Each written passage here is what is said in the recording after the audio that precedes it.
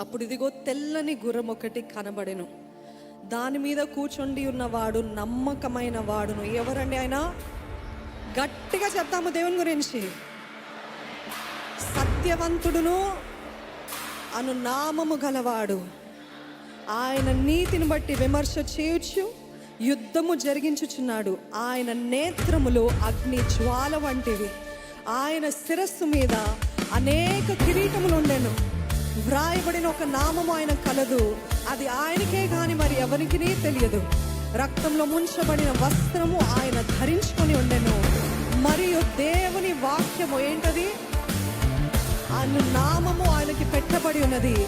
పరలోకమందున్న సేనలు శుభ్రమైన తెల్లని నారబట్టలు ధరించుకొని తెల్లని గుర్రములెక్కి ఆయనని వెంబడించుచుండురి. జనములను కొట్టుటకై ఆయన నోటి నుండి వాడిగల ఖడ్గము బయలువెడలుచున్నది. ఆయన ఇనుప దండముతో వారిని ఏలును. ఆయనే సర్వాధికారియగు. ఎవరండి ఆయన? దేవుని తీక్షణమైన ఉగ్రత అనే మద్యపు తొట్టి త్రొక్కును. రాజులకు రాజు, చేతులకి చెప్తామా?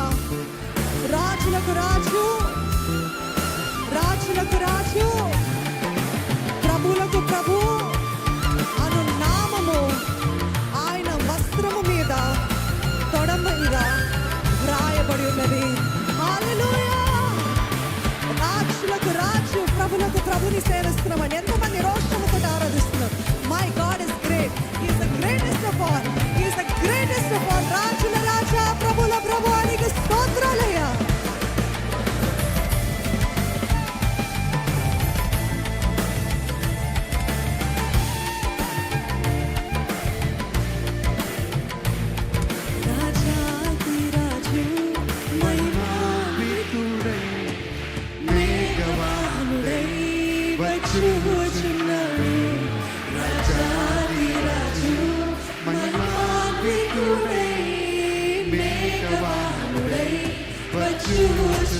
మరొకసారి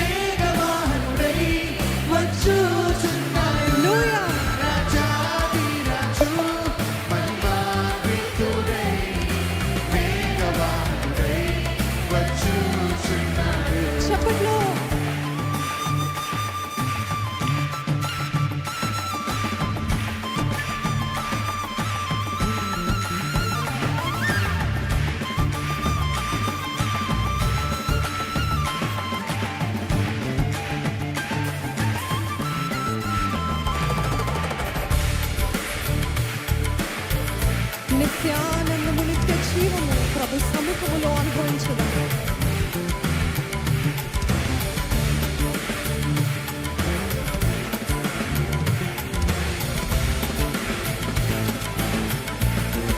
చెప్తామా?